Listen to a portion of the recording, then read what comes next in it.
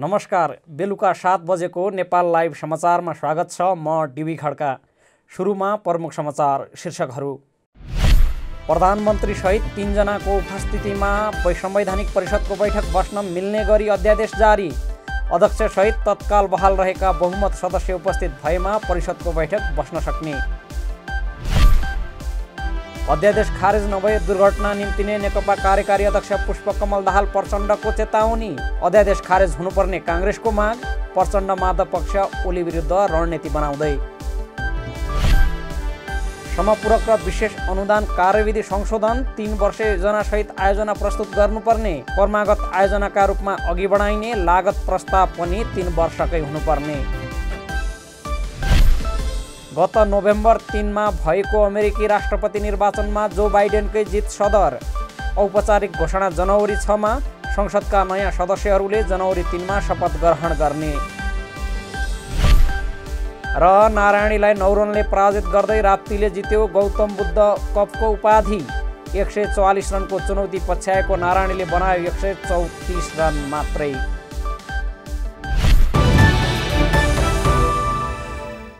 अब समाचार विस्तारमा। राष्ट्रपति विद्यादेवी भण्डारीले संवैधानिक परिषद सम्बन्धी नयाँ अध्यादेश जारी गरेकी छन्। मन्त्री परिषदको सिफारिसमा राष्ट्रपतिले संवैधानिक परिषद काम, कर्तव्य, अधिकार र कार्यविधि सम्बन्धी पहिलो संशोधन अध्यादेश 2077 जारी गरेकी हुन्। प्रधानमन्त्री सहित 3 जनाको उपस्थितिमा संवैधानिक परिषदको बैठक बस्न मिल्ने गरी अध्यादेश जारी भएको छ। संवैधानिक परिषद काम, कर्तव्य, अधिकार र कार्यविधि अध्यादेश 2077 राजपत्रमा प्रकाशित भएको छ। अध्यादेशमा अध्यक्षसहित तत्काल बहाल रहेका बहुमत सदस्य उपस्थित भएमा परिषदको बैठक बस्न सक्ने व्यवस्था छ। संवैधानिक परिषदको बैठकमा प्रतिनिधि सभाका सभामुख नगएपछि गणपूरक सङ्ख्या नपुगेपछि मङ्गलबार बिहान 9 बजे बोलाइएको परिषद बैठक स्थगित भएको थियो। परिषदमा अध्यक्ष, प्रधानमन्त्री र अन्य 4 जना सदस्य पुग्नै पर्ने व्यवस्था थियो। उपसभामुख नभएको अवस्थामा सभामुख पनि नगएपछि गणपूरक सङ्ख्या नपुगेको हो। परिषदमा प्रधानमन्त्री अध्यक्ष हुने र सभामुख, उपसभामुख, राष्ट्रिय सभा अध्यक्ष, प्रमुख प्रतिपक्ष दलको नेता र प्रधान न्यायाधीश सदस्य रहने व्यवस्था छ। परिषद बैठक स्थगित भए लगत्तै मन्त्री परिषद बैठक बसेको थियो। सोही बैठकले परिषद सम्बन्धी नयाँ अध्यादेश जारी गर्नका लागि सिफारिस गरेको बताइए पनि अधिकांश मन्त्रीले छलफल नभएको बताएका छन्। प्रधानमन्त्री ओलीको ठाडो प्रस्तावमा अध्यादेश ल्याइएको आकलन गरिएको छ। नेकपाका कार्यकारी अध्यक्ष पुष्पकमल दाहाल प्रचण्डले अध्यादेश खारेज नभए दुर्घटना निम्तिने बताएका छन्। प्रधानमन्त्री केपी ओलीले पार्टीमा परामर्श नै नगरी अध्यादेश ल्याएको भन्दै प्रचण्डले तत्काल खारेज गर्न आग्रह गरेका हुन्। पार्टीमा कुनै छलफल बहस नगरी अध्यादेश ल्याउने विषय कुनै हालतमा उचित मान्न नसकिने चेतावनी दिएको प्रचण्डका प्रेस संयोजक विष्णु सापकोटाले बताए। संसद अधिवेशन बोलाउन माग गरेकै बखत फेरि अध्यादेश ल्याएको भन्दै प्रचण्डले आपत्ति जनाएका हुन्। पार्टी विभाजनबाट आफूले पटक पटक रोकेको बताउँदै प्रचण्डले ओलीले पार्टी विभाजन गर्न उद्यत रहेको बताएका छन्। प्रधानमन्त्री ओली निकट नेता सुभाष नेमाङलाई समेत भेटेर आफ्ना असन्तुष्टि जाहेर गरेका छन्। यसैगरी वरिष्ठ नेता माधव नेपाल, झलनाथ खनाल, उपाध्यक्ष वामदेव गौतमले पनि अध्यादेशको विरोध गरेका छन्। प्रधानमन्त्री केपी शर्मा ओलीले पार्टीमा सल्लाह नै नगरी संवैधानिक परिषदको अध्यादेश जारी गरेपछि अर्का अध्यक्ष दाहाल र नेपाल समूह छलफलमा जुटेका छन्। खुमलटारमा अध्यक्ष दाहालसहित माधव कुमार नेपाल, झलनाथ खनाल, नारायण काजी श्रेष्ठ र वामदेव गौतम उपस्थित भएर छलफल गरिरहेका छन्। यसैगरी प्रमुख प्रतिपक्षी दल नेपाली काङ्ग्रेसले पनि अध्यादेशको विरोध गरेको छ। उक्त अध्यादेश खारेज हुनुपर्ने काङ्ग्रेसको माग छ। नेपाली काङ्ग्रेसका प्रवक्ता विश्वप्रकाश शर्माले सरकारले ल्याएको संवैधानिक परिषद सम्बन्धी अध्यादेश गलत भएको बताएका छन्। गृह मन्त्रालयले 4 चिनी उद्योगीलाई पक्राउ गर्न निर्देशन दिएको छ। मङ्गलबार गृह मन्त्रालयले सम्बन्धित जिल्ला प्रशासन कार्यालयलाई लेखी पठाएको गृह मन्त्रालयका प्रवक्ता चक्रबहादुर बुढाले नेपाल लाइभलाई जानकारी दिए। श्रीराम सुगर मिल्स, अन्नपूर्ण, इन्दिरा र लुम्बिनी चिनी मिलका सञ्चालकलाई पक्राउ गर्न गृह मन्त्रालयले निर्देशन दिएको हो। किसानहरूबाट उखुलिएर बक्यौता नतिरेको भन्दै उनीहरूलाई पक्राउ गर्न गृहले निर्देशन दिएको हो। लामो समयसम्म पनि बक्यौता नपाउँदा किसानहरू काठमाडौँमा चरणबद्ध रूपमा आन्दोलन गर्दै आएका छन्। यसअघि उखु किसानको मागबारे छलफल गर्न गृह मन्त्रालय, कृषि मन्त्रालय र उद्योग वाणिज्य तथा आपूर्ति मन्त्रालयको बैठक बसेको थियो। Annapurna sugar and general industries प्रणालीले भने उखु किसानको आन्दोलनमा घुसपैठ भएको अभिव्यक्ति दिएको छ। पछिल्लो 24 घण्टामा नेपालमा 936 जना कोरोना सङ्क्रमित भेटिएका छन्। यो सँगै नेपालमा कुल सङ्क्रमितको सङ्ख्या 2,50,180 पुगेको स्वास्थ्य तथा जनसङ्ख्या मन्त्रालयले जनाएको छ। मङ्गलबार थप 14 जना कोरोना सङ्क्रमितको मृत्यु भएको छ। यो सँगै कोरोना सङ्क्रमित मृतकको सङ्ख्या 1,730 पुगेको स्वास्थ्य तथा जनसङ्ख्या मन्त्रालयले अद्यावधि गरेको तथ्याङ्कमा उल्लेख छ।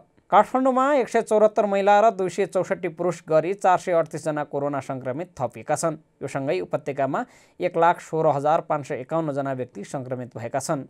स्वास्थ्य तथा जनसङ्ख्या मन्त्रालयका अनुसार काठमाडौँमा 310, ललितपुरमा 86 र भक्तपुरमा 42 जनालाई कोरोना सङ्क्रमण देखिएको हो।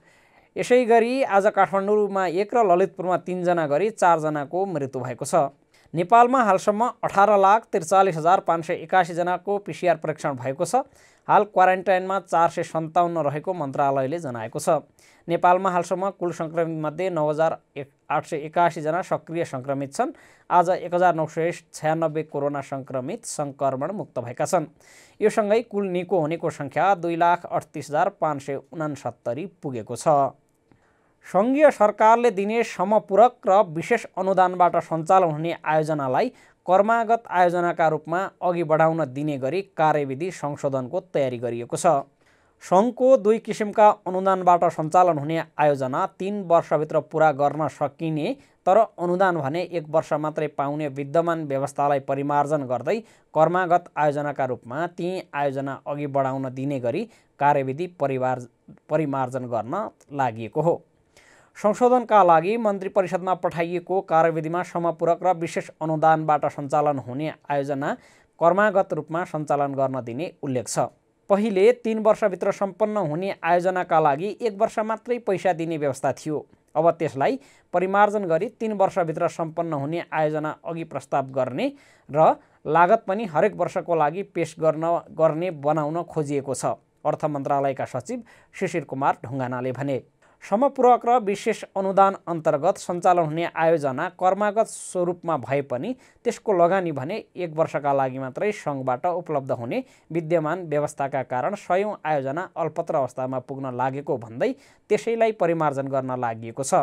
राष्ट्रिय योजना आयोगले समपूरक र विशेष अनुदान बाँडफाँड गर्दछ। बङ्गलादेशसँग G2G प्रक्रियाबाट 50,000 मेट्रिक टन युरिया मल खरिदको सम्झौता गर्न 4 सदस्यीय टोली आज बङ्गलादेश गएको छ। मल खरिदका विषयमा बङ्गलादेशसँग विस्तृत छलफल र सम्झौता पत्रमा हस्ताक्षर गर्नका लागि कृषि तथा पशुपन्छी विकास मन्त्रालयबाट सहसचिव कञ्चनराज पाण्डे, शाखा अधिकृत अरुण जीसी, कृषि सामग्री कम्पनी लिमिटेडका प्रबन्ध सञ्चालक नेत्रबहादुर केसी र निर्देशक विष्णुप्रसाद पोखरेल बङ्गलादेश गएका हुन्। कृषि सामग्री कम्पनीका प्रवक्ता समेत रहेका पोखरेलले मल खरिदको छलफल र सम्झौताको टुङ्गो लगाउन आफूहरू बङ्गलादेश गएको बताएका छन्। मल खरिदका लागि मूल्यको समेत टुङ्गो लागेपछि नेपाली टोली सम्झौताका लागि बङ्गलादेश जान लागेको हो। तर प्रवक्ता पोखरेलले कुन मूल्यमा मल खरिद गर्न लागेको हो भन्ने खुलाएनन्। G2Gबाट मल ल्याउने भनेर मन्त्री परिषदले निर्णय गरिसकेको छ। बङ्गलादेशबाट मल ल्याउनका लागि कृषि सामग्री कम्पनी लिमिटेडले मलको ब्यागिङ र ढुवानीका लागि ठेक्का सम्झौता गरिसकेको छ।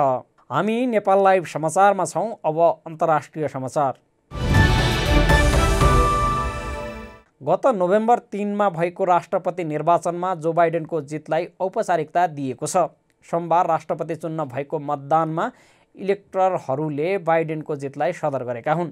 अमेरिकी राष्ट्रपति चुनावमा जनताले सिधै राष्ट्रपति नचुनेर इलेक्टरहरू चुन्छन्। उनीहरूले नै औपचारिक रूपमा अमेरिकी राष्ट्रपति चुन्नका लागि मतदान गरेका हुन्। इलेक्टोरल कलेजका सदस्यहरू आफ्ना राज्यमा जम्मा भएर राष्ट्रपतिका लागि औपचारिक रूपमा मतदान गरेका थिए।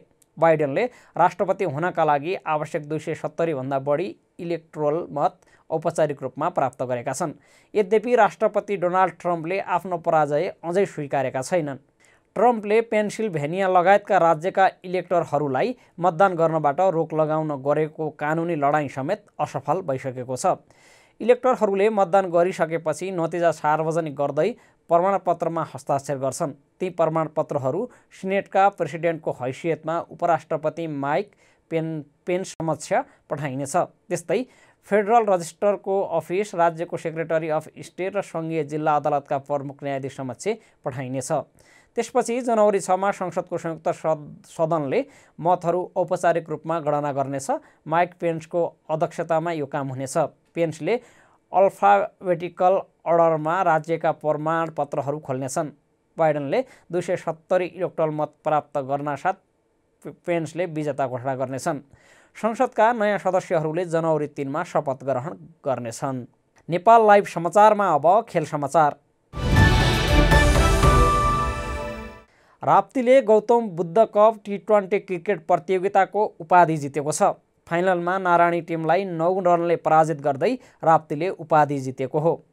144 रनको चुनौती पछ्याउँदै ब्याटिङ गरेको नारायणीले निर्धारित 20 ओभरमा 9 विकेटको क्षतिमा 134 रन मात्रै बनाउन सक्यो। नारायणीका लागि आरिफ शेखले 48 रन बनाए। उनले 31 बलमा 4 चौका र 3 छक्का प्रहार गर्दै 48 रन बनाए पनि जित दिलाउन सकेनन्। त्यस्तै रित गौतम र ईशान पाण्डेले समान 27 रन बनाए। नारायणीका बाँकी ब्याट्सम्यानले दोहोरो अङ्क समेत बनाउन नसक्दा हार बेहोरेको हो। बलिङतर्फ अविनाश बोहराले 3 विकेट लिँदा भुवन कार्कीले 2 विकेट लिए। यसअघि चितवनको भरतपुरमा धुर्मु सुन्तली फाउन्डेसनद्वारा जनस्तरमा निर्माण भइरहेको गौतम बुद्ध क्रिकेट रङ्गशालाको नमुना मैदानमा टस हारेर पहिले ब्याटिङ गरेको राप्तीले उत्कृष्ट सुरुवात गर्दै 20 ओभरको समाप्तिमा 8 विकेटको क्षतिमा 143 रन बनाएको थियो। राप्तीका लागि ओपनर कुशल पोर्तेल र अमित श्रेष्ठले 51 रनको उत्कृष्ट साझेदारी गरे। पहिलो विकेटको रूपमा अमितले 5.4 ओभरमा व्यक्तिगत 18 रन बनाए।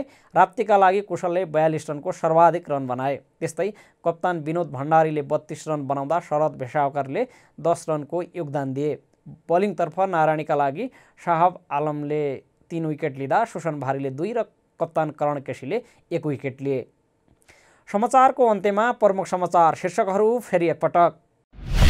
प्रधानमन्त्री सहित 3 जनाको उपस्थितिमा संवैधानिक परिषदको बैठक बस्न मिल्ने गरी अध्यादेश जारी। अध्यक्ष सहित तत्काल बहाल रहेका बहुमत सदस्य उपस्थित भएमा परिषदको बैठक बस्न सक्ने। अध्यादेश खारेज नभए दुर्घटना निम्तिने नेकपा कार्यकारी अध्यक्ष पुष्पकमल दाहाल प्रचण्डको चेतावनी। अध्यादेश खारेज हुनुपर्ने काङ्ग्रेसको माग। प्रचण्ड माधव पक्ष ओली विरुद्ध रणनीति बनाउँदै। समपूरक र विशेष अनुदान कार्यविधि संशोधन 3 वर्ष योजनासहित आयोजना प्रस्तुत गर्नुपर्ने। क्रमागत आयोजनाका रूपमा अघि बढाइने लागत प्रस्ताव पनि 3 वर्षकै हुनुपर्ने। गत नोभेम्बर 3 मा भएको अमेरिकी राष्ट्रपति निर्वाचनमा जो बाइडेनकै जित सदर। औपचारिक घोषणा जनवरी 6 मा। संसदका नयाँ सदस्यहरूले जनवरी 3 मा शपथ ग्रहण गर्ने। र नारायणीलाई 9 रनले पराजित गर्दै राप्तीले जित्यो गौतम बुद्ध कपको उपाधि। 144 रनको चुनौती पछ्याएको नारायणीले बनायो 134 रन मात्रै।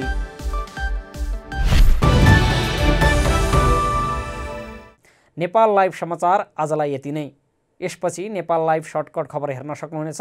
यस्तै हाम्रा अन्य कार्यक्रम नेपाल लाइभको Facebook page, YouTube channel, Twitter र हाम्रो वेबसाइट nepalllive.com मा पढ्न र हेर्न सक्नुहुनेछ। नमस्कार।